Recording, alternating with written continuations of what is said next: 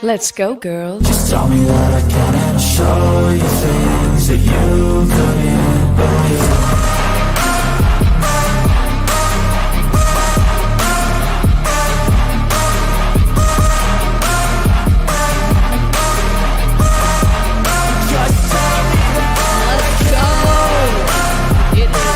WTF. Sorry. Hi. Women Talking Football. Not to be confused with WFT. We are the Women Apparel producers for Dave Campbell's Texas Football and Dave Campbell's Texan Live. My name is Ashley Pickle. I am the executive producer here at those two entities.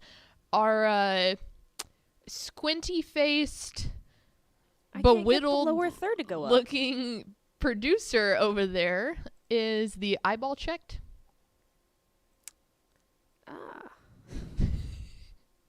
Is Miss Mallory Hartley. She is our associate I don't know why you gave me a job. producer.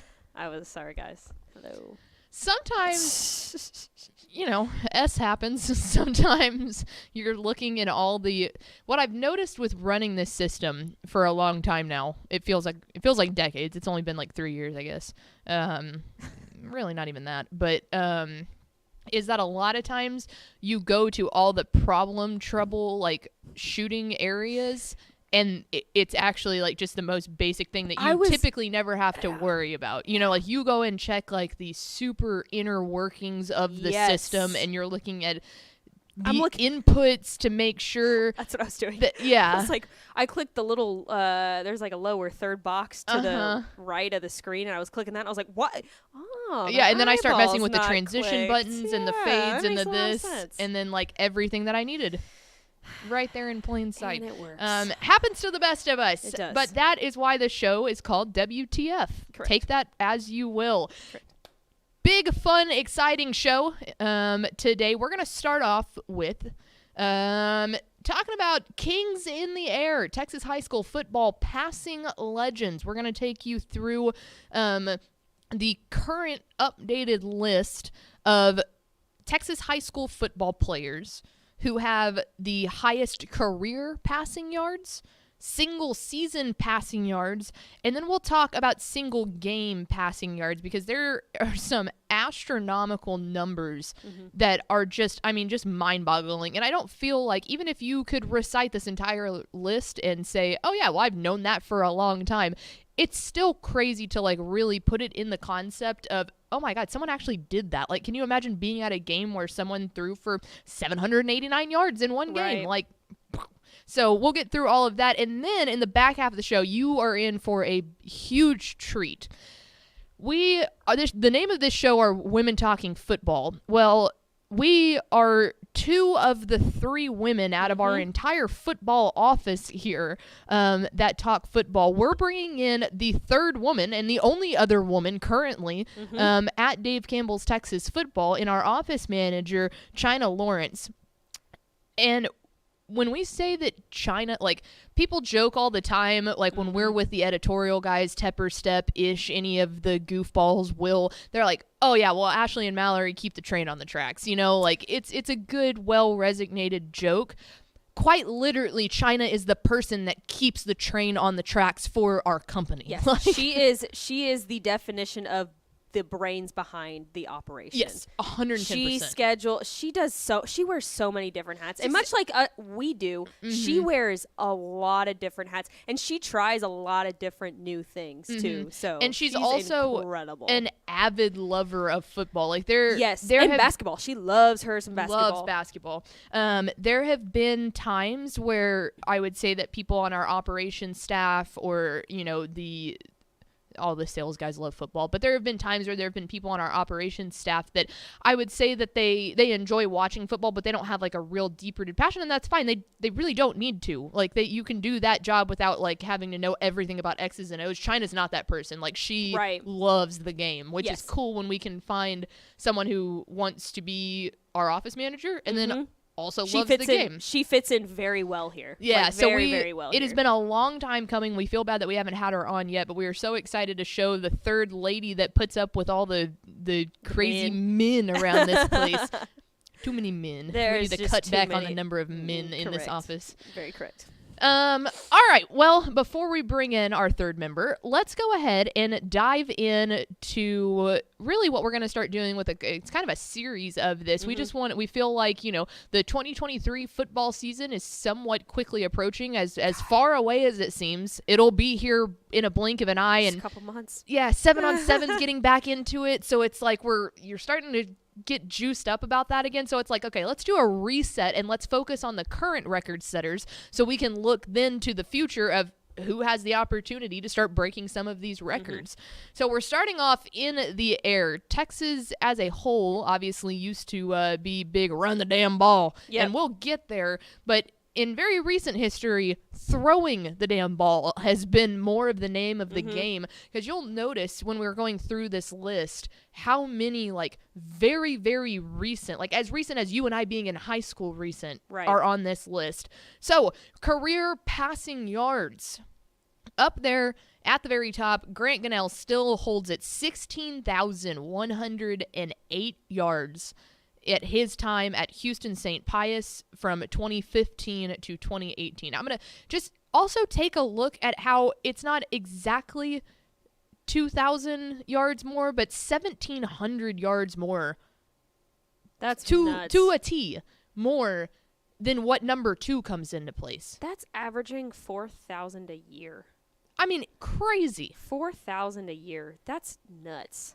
Insane. I just think the fact that 1,700 more yards than number 2, who had 14,408 in Hunter Lyle from 2011 to 2014 there at Booker. I mean, that's astronomical to ask someone to do that 4 years in a row. Yeah, right, exactly. Just crazy. Right, to be I don't that- care what level you're playing at. Right, to be that consistent too. I mean, that's absurd. And I will say, I do think that these are all 11-man schools. Yes. So I don't think we have any 6-man listed in this. We do have private schools. So UIL 11-man, whether that be UIL 11-man or private school 11-man, but no 6-man in this. There's such a difference in that game that it's not really fair to compare the two of them. Right, exactly. All right, moving down to number 3, a name that you heard a lot from 2011 to 2013, and Travis Quintanilla. They're in Refugio, coming in at 13,832 yards. Moving down into the 4th spot, a guy that we very much got to see make his way through this at our time in Dave Campbell's, actually, was Andrew Body, the superstar quarterback down there off the Coastal Bend, being coached under Justin Evans at Corpus Christi Miller from 2017 to 2020. He solidified his spot in the 4th seed with 13,261 yards. Absolutely one of my favorite quarterbacks to cover since I've been here. Definitely. I got to cover their one of their playoff games at the Alamo Dome against Bernie. And it was so fun to watch. Yeah. I mean, just so fun to watch him throw. Man, I was an intern at that point back in 2020, and I remember hearing that name all over the place when you guys were talking about him. I think I remember you talking about actually seeing him in person. So Yeah, that it name was- stuck with me pretty much that whole year. That's what was so fun to get to see him in the playoffs, was just because it was like, okay, I've been watching the highlights of this kid all year long. I cannot wait to actually see him. I Right. think Bernie Champion ended up winning that game, but Andrew Body, put up unbelievable numbers there at Corpus Christi Miller. Then a friend of the program, at least Texas Football Today's very own, Nick Gerber, from out there in the home of Matt Wilson, Levelland, Yeah. Texas, from 2014 to 2016 through for 13,100 yards, still solidifying him as 5th all-time. Then went on to play for West Texas A&M over there in the Lone Star Conference. So that's when he joined us at Lone Star Conference Media Days to talk to us, and still a guy that is out there slinging it. Coming in at the 6th spot is Michael Everett out of Odom. 2013 to 2016 threw for 12,631 yards. Let's see, 7th, a name that I remember hearing growing up down Yes. in the Central Texas area. This was I was probably in elementary school or junior high, but I had a cousin that went to Lake Travis during that time. And I remember hearing about Garrett Gilbert. No, I actually saw Garrett Gilbert play in high school at that time. Oh, nice. But a name well known around the state of Texas for multiple different reasons in high school and college. Lake Travis from 2006 to 2008. Huh? I said, and the pro level, too. And the pro level, Cowboys. yeah. Yeah, no doubt. Garrett Gilbert threw for 12,534 yards. A guy that you and I personally know fairly well, and most people across the state know. Graham Harrell, out of Ennis, being coached obviously by his dad at that time, 2000 to 2003, threw for 12,532 yards. Obviously went on to be the legendary Texas Tech quarterback, made his way back to Texas, being the offensive coordinator under Seth Luttrell at North Texas, and now he's off doing other things. Well, he's at Purdue, I think. I think he's Purdue's offensive coordinator. Am I making that up? I don't know. I should know that. I believe he is Purdue's offensive coordinator. I'll have to look that up. That wouldn't surprise me, just knowing kind of how Purdue. You're listening to live coverage of seeing if I pulled that stat randomly out of my butt or if I was accurate. You are. Looks like you're correct. Let's go. Offensive coordinator.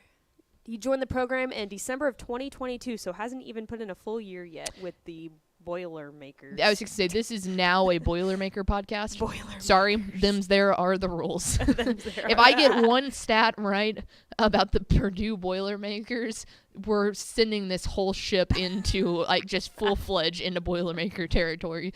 Also, we need a Boilermaker beanbag. Yeah, no, we don't, because Rutgers deserves the only beanbag on that. That's fair. We can come up with some other Purdue asset to put here, and we'll just leave it here and see how long it takes. Maybe a Drew Brees bobblehead. That'd be kind of cool. Like back when he played at Purdue. That'd be kind of cool. All right.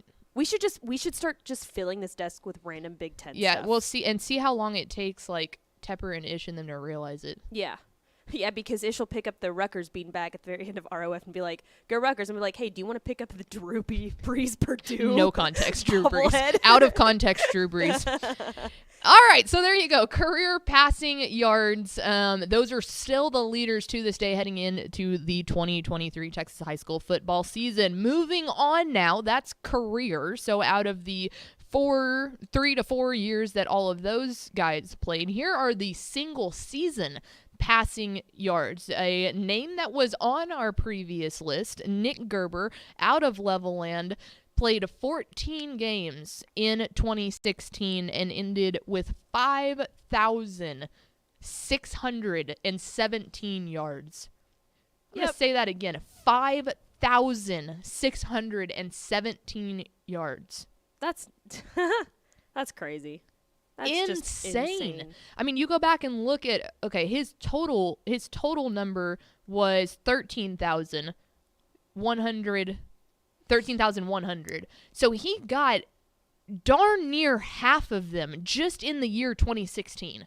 Let's see how many. Let's see. 5617 from divided Boilermakers by to 14. math. Yeah. Yeah, that's averaging 400 yards a game. I mean, Lord have mercy. Wild. Lord have mercy. So he is still proud of that record, and he absolutely should be. Another guy that you saw on the previous list talking about full career yard is Travis Quintanilla.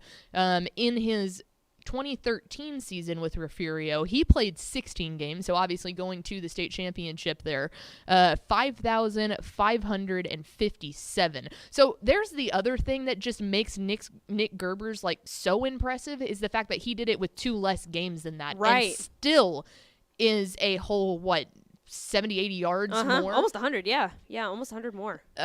So that's what makes that so impressive in my mind. Another guy that went 16 games was Shelton Epler from Navasota in 2014, throwing for 5,444 yards. Moving on down still from there, here we go, our first little Beast Texas nod right here. Gilmer, Beast Texas. Aaron Brown in 15 games in 2016 went 5,013 yards. So there are the only 4 players that have thrown for over 1,000 or 5,000 yards.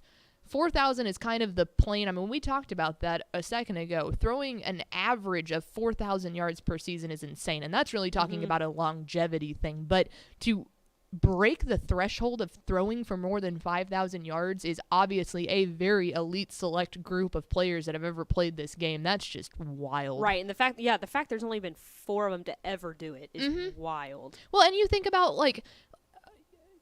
a team like Travis Quintanilla doing that with Refugio. Refugio is a team that historically has always really liked to run the ball too. Right. You know, so it's like when you start talking about teams like that, like Gilmer, yes, they've always been a pass-heavy offense, but they also have a bunch of really talented running backs. Navasota's the same way, leveling. I mean, it's crazy to sit there and think, like, it's not like they threw 5,000 yards and they only ever passed the ball. Right. There was definitely at least a handful of run plays that were being played every single game. Right. All right, here's where it comes fun. So we mentioned Grant Gunnell is still the all-time leading career passing yards holder with 16,108. He's the guy that averaged over 4,000 yards, and he has now solidified his spot as 5th and 6th in back-to-back seasons of most single-season passing yards. So in 2016, which puts him in his 5th place spot, he threw for 4,973 yards in, get this, 12 stinking games. 4,973 yards in 12 games. So you want to do the math on that. Yeah. 4,973 divided by 12 games would come out to... I did that wrong. This is going great. I'll do it too so I can check you. Math wizards over here. Divided by 12. 414 yards per game. Correct. I got the same. I got 2,000 the first time. I was like, that is That's not not right. I divided it by 2 instead of 12. Incorrect. I messed up. Anyway, 414 yards is what he averaged per game. I mean, just unbelievable. So that's great, right? He does that in 2016. He had one hell of a year. We're all excited. We're all pumped. 2017, It's not bam, like he's here going to do it comes again. another Oh, one. wait. Yeah, he is. Wouldn't it be a shame if I just dropped Did it it again? again? So, Almost he identical actually numbers. he got a little worse. You know, Man, that he sucks. dropped down a little bit from 4,973 to 4,936.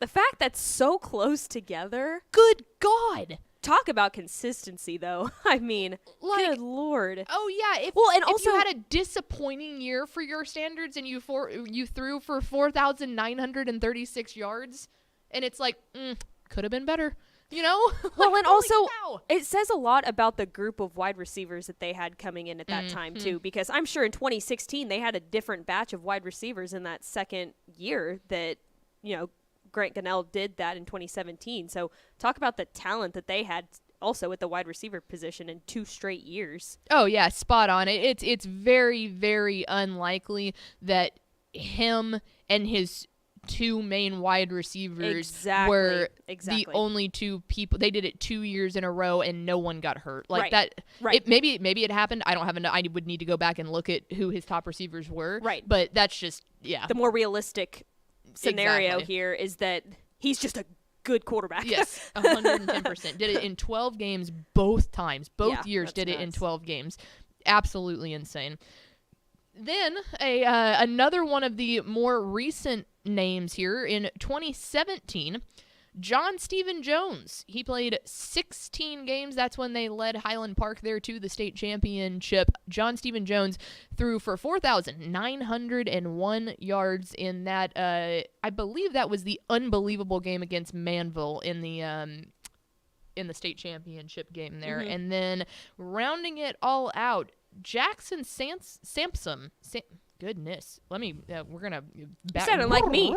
I Restart. can't pronounce names. Jackson Sampson out of New Diana played in 14 games in 2017 and threw for 4,873 yards. So this is just all really impressive, because what I said earlier about taking a look at how the game of football, especially in the state of Texas, has changed a little bit. Definitely. The furthest back that we went on this list in single season passing yards is 2013. That's exactly a decade ago. Mm-hmm. So, I mean, that's just crazy to think about, of the recency bias that this has been. You've got 3 guys there that were in 2016 and then 3 guys there that were in 2017. That's the other thing. Think about, like, you and I were not covering this game quite yet, not at Dave Campbell's at least. Right. And if you're talking about 3 guys in 2017 that all threw for more than 4,858 yards, and the same thing happens in 2016, like, you're looking at Nick Gerber and going, oh my God, look at what this guy's doing. And then you look down and Aaron Brown's doing the exact same thing, over 5,000 yards. Right. And then Grant Gunnell was doing it after just doing it the year after that. Yeah, it's nuts. It's a So, mind-blowing list. Yeah, it is absolutely crazy what Texas high school football has turned into in these just unbelievably dominating quarterbacks and all of that. And I mean, you even think, if you want to talk about like recency stuff about the guys that we've watched, unbelievable quarterbacks like Quinn Ewers, you know, like, we keep hearing once in a lifetime talent. We keep seeing this. They didn't get anywhere close to doing that. And yes, you can start talking about, okay, what is the competition like playing at South Lake Carroll? What is the competition like playing at Levelland? But it doesn't matter. At that point, if you're throwing for over 5,000 yards, you're just a darn stinking good quarterback. Different level, exactly. And yeah, okay, so you're going to go to a school that might be a bigger enrollment or plays in a tougher district or something like that.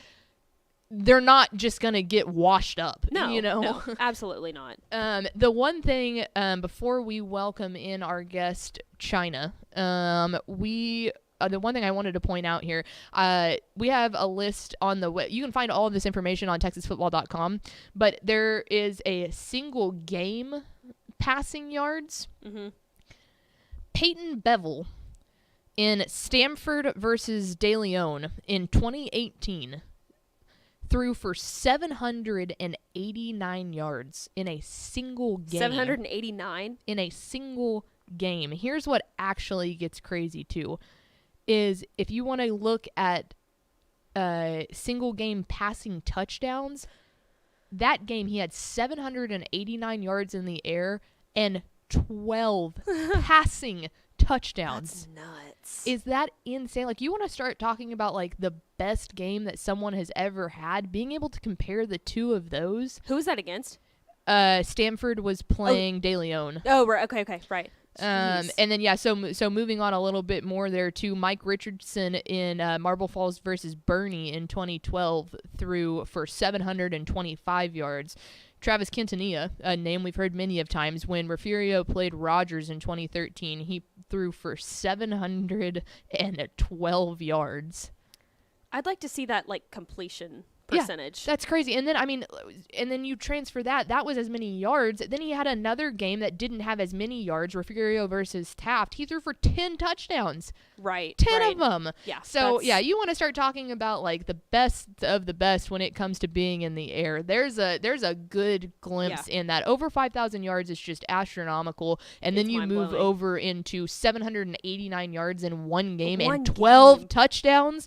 Like, whew, boy. That dude deserved, like, some Whataburger or something after that. I hope he got, like, 3 meals from Whataburger after that, because that dude's probably hungry. Can you imagine, like, I don't know, maybe I'm just washed or I need to work out more, but, like, if you're out there, like, throwing the football for a long time, like, you wake up the next day and you're like, well, that's weird. I feel, like, a little different. And you realize it's like, oh, yeah, I was chunking a football with my brother for 5 hours. That brings like, up a whole nother conversation just about, like, how do you keep your arm in shape after something? That's crazy. Like, during a game like that, I mean, how do you take care of yourself? I feel like at that point, one arm looks like this and the other arm's just kind of like there. You know? Right? I mean, it's got to. That's just nuts. So there you go. Texas high school football, Kings in the air, some passing legends as we continue our series of just getting you up to date on what the records are, and then we'll start focusing on who has the opportunity coming up to start breaking through some of those thresholds and seeing who our next record breakers in the state of Texas will be. And I think that we're definitely in for some of them looking at passing yards, because that's that's just kind of the way the game is going. Yep. So I believe next week we'll be looking at running backs. Run the damn ball. Let's go. All right, we are Women Talking Football. We're here every Thursday at 2 o'clock, partying, having fun, talking football. We appreciate you joining us. If you can't watch live, make sure to download any of the podcast on Spotify. But now, or Apple, you can. Hey guys, by the way, you can also download them on Apple Music, which is the preferred method here. Never heard of her. All right, mute you. Before we welcome in our guest that we are incredibly excited about, we will hear from our friends at VCR Now. Born and bred in Texas hits a little different, as it should. Texas loves doing business with fellow Texans. VCR Now takes its Texas roots as seriously as its many partnerships with schools and universities around the state. It's also why we're so proud to promote our brand in the pages of the Texas Bible, Dave Campbell's Texas Football, and on the airwaves of Texas Football Today. Driven by producing quality broadcast video, state-of-the-art audio, and LED video scoreboards at affordable prices, VCR Now makes sure to listen to your needs in its athletic department before recommending the next best steps. Building great products is our business, and it's our focus on building meaningful, long-term partnerships with our clients that sets us apart.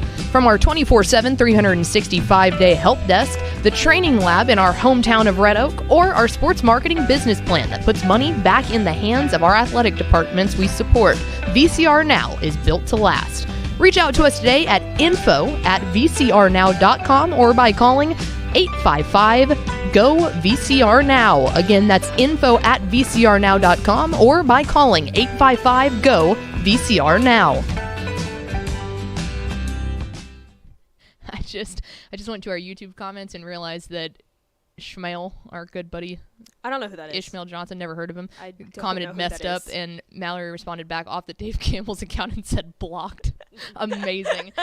Well, if you Petty. heard another little giggle over there, as we all love to pick on Ishmael Johnson, it is because we are welcoming in the lady that literally keeps DCTF on the train on the tracks. It is our office manager, Miss Chyna Laurence.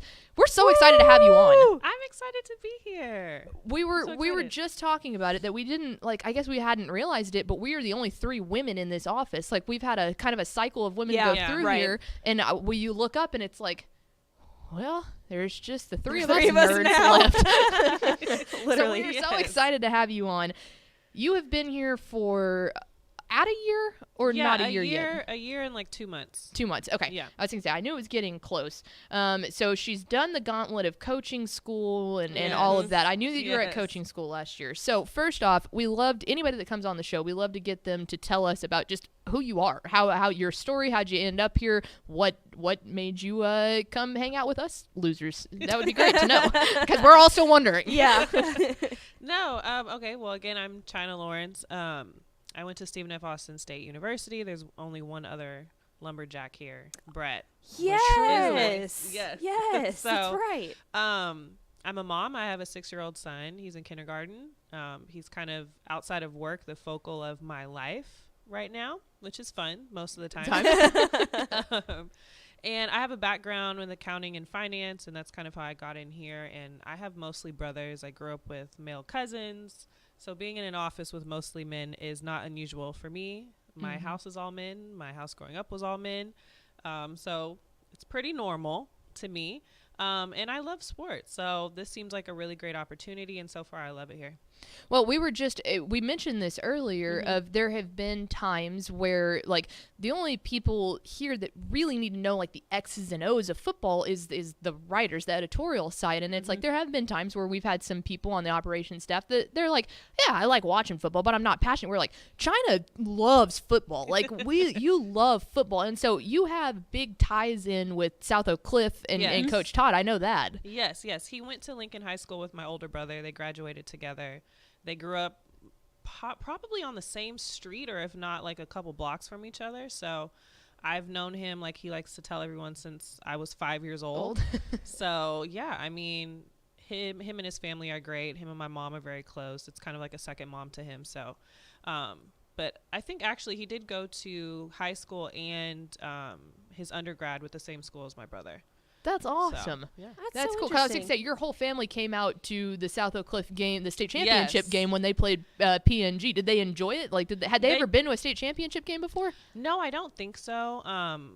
They really were excited to be kind of closer to the field in the Cowboy Stadium. My mom's a big Cowboy fan, so are my brothers. Good lady. And We need to have Mama Lawrence on there. Correct. Yes. they were just so excited to come support South Oak Cliff, and they were excited to see Todd. So it was a good. That's good awesome. time. It was fun meeting them. We were yeah. pumped. Yeah. Yeah. Well, and for the people that are watching, exactly, they see office manager on there for the lower thirds for you. So it kind of explained what you do here. Like, what does your job look like on a daily basis, and kind of the stuff that you also get to do, like presentations. And Let's stuff let like her that. roll out the whole scroll of her job Okay, tasks. where do I- Because that's yeah, where we where were do I hyping you begin? up. We were like, she wears like 30 different hats. So let's hear them. Let's hear all 30 of the hats that you wear okay, here. So I handle pretty much all of the accounts payable and receivable. So all of our contract labor, anyone who helps with Texan Live, any of the postseason production, I make sure everybody gets paid.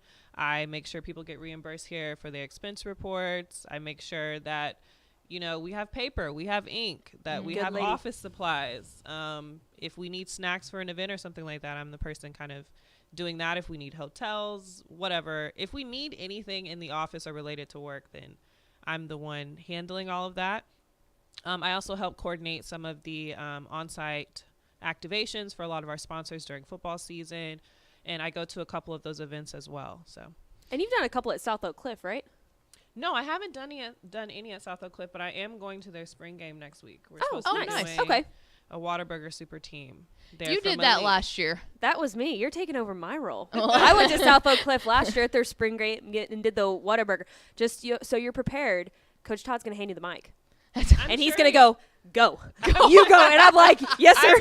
I'm sure he is. I have no doubt that he would do that. Especially for you. He's going to be like, it's all you. And I hate public speaking, but I fake it till I make it. That's kind of how I go about life. I just make it look Welcome like to I know the what I'm basis doing. of this show. That's what we do here. So yeah, I mean, obviously hearing what you do I put it on there. We're not exaggerating. Like anything that we need, Chyna has Yes. the answer to it. Yes. So we are very grateful that you're here because it makes our lives easier. Yes.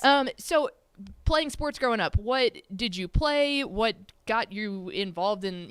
Everyone's got Your a love passion for sports, it. right? Yeah, so I grew up with 3 of my younger brothers. So Saturdays and the weekends, it was like my parents were like, "How many activities can we put y'all in to keep everybody busy?" Get out of the house. We played. I played everything. I started off doing dance for like 10 years until I was old wow. enough to start sports. So then I played soccer. I've played volleyball. I've ran track. I played basketball for a long time.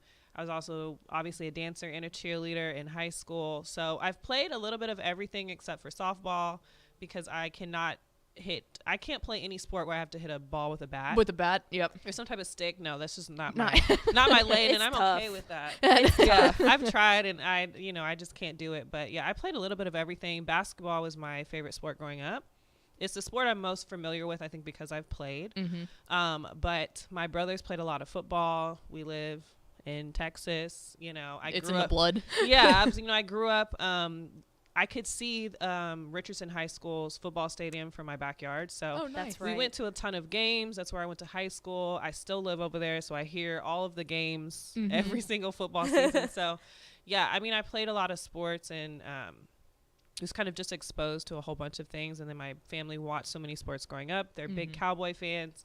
I am not a Cowboy fan. It's not because I don't like them. That's why we got to get Mama Lawrence I on was here. I ain't just having about this to slander. say. Yeah, I was like, it's not that I don't like them. They just are so disappointing usually, Correct. and I have That's a hard also time. not a lie.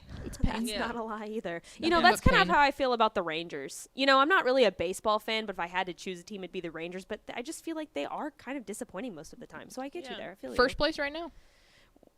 cool. See, I wouldn't even know because I don't follow Baseball. I don't really either. That's why I don't was like, either. cool. The only reason that I know that is because Tepper. every single time that that the Rangers Yes. win, Tepper puts a Instagram story up I that says see that. first place Texas Rangers. Oh. So there was one not too long ago. He was like, "I'm sad to announce the Rangers are back on their BS." So that's my wanna daily hear about Rangers that. update. Sounds lovely. good. I need to check that in order to keep up, because other than that, I have no idea. No idea. Oh, exactly. I don't either. No Don't idea. worry. I'm completely off that train. So we do know, and I was gonna say because basketball was my favorite sport growing up. So we both share that passion. What's I know you're a big NBA gal. Yes. What's the team? LeBron James. LeBron Uh-huh. James. LeBron James. James. So because he plays for the Lakers, it's the Lakers. Mhm. But wherever he was playing is where I'm a fan. Nice. Because I was never a Lakers fan growing up. Oh yeah. Only because No of one is. the 2001 NBA Finals when Allen Iverson lost to the Lakers. So I've had hatred for them in my heart since then. So One then of when us. he went to the Lakers, I was like, all right, cool. I will buy a LeBron jersey Mm-hmm.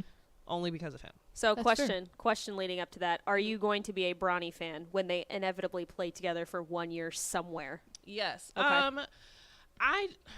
I don't want to say I'm not a fan of Bronny. I mean, he's good. I think he's not as great as everyone says he is, but you know, it's nepotism. It's who his dad is. It is what it is. I'm more excited to see them play together, even That's if it gonna be doesn't a go storyline well for the or ages. anything like that. Like, you don't see that happen. I don't think it's ever happened in basketball. I was just say I don't think No. that it has. I really don't, and I think that's why everyone keeps it. Why is he still sticking around as long as he is, or where Yeah. is he gonna?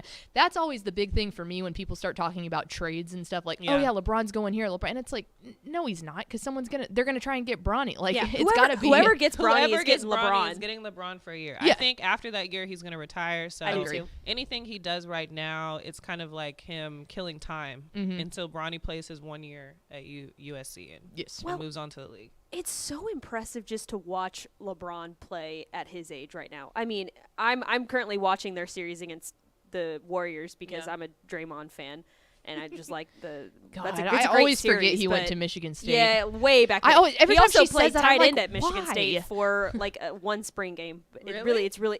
You guys got to go look up the video. Anybody watching, go look up the video of Draymond Green playing tight end for the spring game. Well, let's do that after the It's show. so Go look funny. it up after the show's No, that's done. what I'm saying. That's what I'm saying. Go look that up. But anyway, it's incredible to see what LeBron does and his consistency just at his age. I mean, in such a tough environment right now in the NBA playoffs. Right. It's really incredible to watch him and all that he's doing Because, right I mean, now. he's almost 40. I think he's 37. Exactly. Exactly. I couldn't imagine playing that caliber of any professional sport at that age, because I couldn't imagine playing a sport right now. I was just My fixing to say- general, knees would so. snap. I'm 26. Yes. I'm 26, and I'd be going, my back. My I back, got it my left knees, in me. all of it would snap right now. Right, right. Correct. All right, before we let you go, we do want to add, what's been your favorite thing that you've done since you've been here? I want to say the favorite thing I've done is that we had one of our sponsors, Ozarka. They shot a creative video to highlight the rivalry game between DeSoto and Cedar Hill last year. So being there at DeSoto High School while they were getting some footage with the team and on the field and with Coach Mathis, and then seeing them put the footage together for the game and everything. Being there for that was a lot of fun. It was really cool to see that. It was cool to see all the accolades at DeSoto. They have more now than when I was there last year. They got a ring now. You know, Yeah. they got a little bit more now, but that was probably my favorite thing to do, and I really enjoy coaching school. Yep. Also, That's a lot coaching of school fun. is the universally correct answer. Yes. And we're Yes. excited about that, and it's cool too because now you were pretty stinking new by the time we got to coaching school last year. So I'm super looking forward to that. Did you get to go in the locker room with DeSoto before they took the field?